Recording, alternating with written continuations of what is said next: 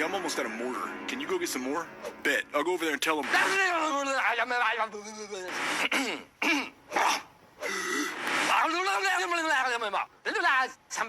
What the?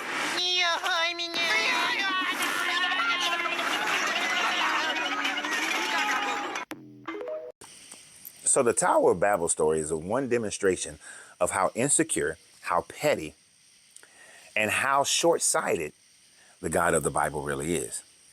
And the fact that it's just a plainly made up story or it's borrowed from the Sumerian story. We'll get to all of that. So when you look at this Tower of Babel story, if you've never heard of it before, in Genesis, it talks about the Tower of Babel. And man, after the flood of Noah, Noah's kids go out and they start having all these other children and creating all these other tribes. Now, although there is a problem in your Bible, because it talks about the children of Japheth becoming sailors, sea people, and all of them speaking their own different language. So in the story, already there's a problem, because how is it that there are already languages in your Bible? This is not the fact of reality of archaeology and true history, just the contradiction in your own Bible. That his kids were sea people, and they spoke different languages already, had their own language. Go look it up in your own Bible, you'll find it, right after the Noah story. But according to the story, later on, all people spoke the same language. And in speaking the same language, they built the city of Babylon. And in the city of Babylon, they still building it. They start building a tower. Because they wanted to show that they can do this, and they wanted to get closer to God, so they was building a tower to the heavens. Because they believed that God lived right, up there in the sky. So as they're building, and God, he's strolling along through the sky. And he sees that they're building this tower. And he says to himself, I guess, because who else is he talking to? But he says to the heavenly host, look at him. Look at man. If they can do this, then there's nothing that they can't accomplish. So let me break up their language, because they're working in unity. We can't have none of that. Let me break up their language so that they cannot achieve this thing, because they've been prideful trying to reach the heavens, trying to be closer to me. The hell.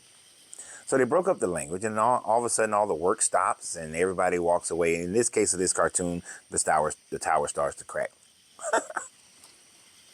Only an insecure God who wants to make sure you keep some people down would say that I want to break up their unity, because I want them to always need me. I want them to always be in conflict with one another, so that they will create wars and they will need me.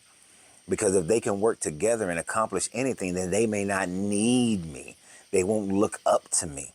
They'll look unto themselves, because there's nothing that they can accomplish. That sounds like an insecure, needy ass person, which is who this God is. And so he breaks them up by breaking their languages apart. And now they can't speak to one another. Now, I find it interesting. 3,000 years ago, your God had a problem with man building towers. And a ziggurat back then was about 27 stories. I can go into downtown Atlanta right now. We have buildings that are way taller than 27 stories.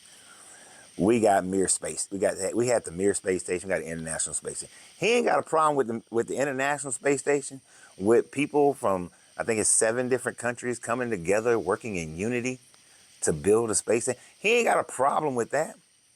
You mean to tell me he didn't have a problem with the fact that you can go to any major city today and go and look at a construction crew, and you got people who speak English, you got people who speak Spanish, you got people who speak German, you got people who speak all these different languages, but yet they're able to build these 50 and 60-story buildings. He didn't have any problem with all them expats going into Dubai, speaking their Indus language, speaking English, speaking Aramaic, Arab, speaking all these other languages, but yet they built the tallest building in the world, I believe. I know one of them is the tallest hotel in the world, but they built these gleaming skyscrapers. But he ain't got a problem with none of them. He ain't got a problem with us building rockets.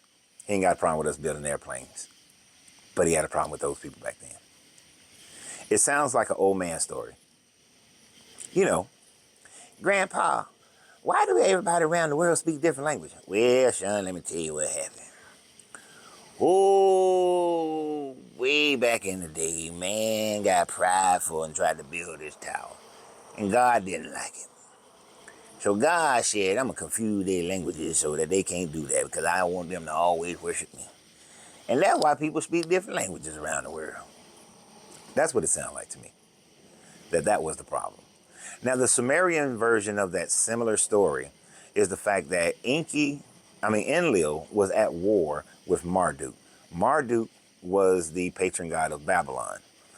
Marduk built a tower, which was a communications tower, so that he can coordinate attacks within all of his forces. Enlil destroyed Marduk's communication tower, which would be the Tower of Babel, and then was able to win some battles over Marduk because they lacked the ability to communicate and coordinate attacks. That's the Sumerian story that got passed down to the Akkadian, which got passed down to the Assyrians, and then down into the Babylonians. And since this probably wasn't written until they were under Babylonian captivity, or at least edited during Babylonian captivity, it's more than likely that's where they got the story from. It had nothing to do with why there are many languages in the world.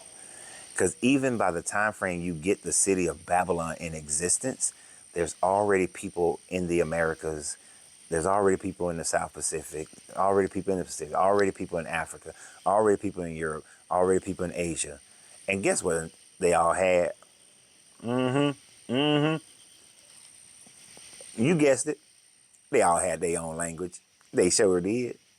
And for all those people going to say that, well, all those people came from the sons of Noah. The sons of Noah are supposed to be Semitic people. If that was true, then why don't all languages have a Semitic root to them? Why doesn't the Aztec language have a Semitic root? Why doesn't the one of the African languages, why they don't have Semitic root? Why Asian languages don't have a Semitic root? Good question, I ponder. So, let me see what y'all think about that. Tell me what your thoughts are. And always remember, you have to free yourself to be yourself because your greatness is non-negotiable. Good journey, good vibration.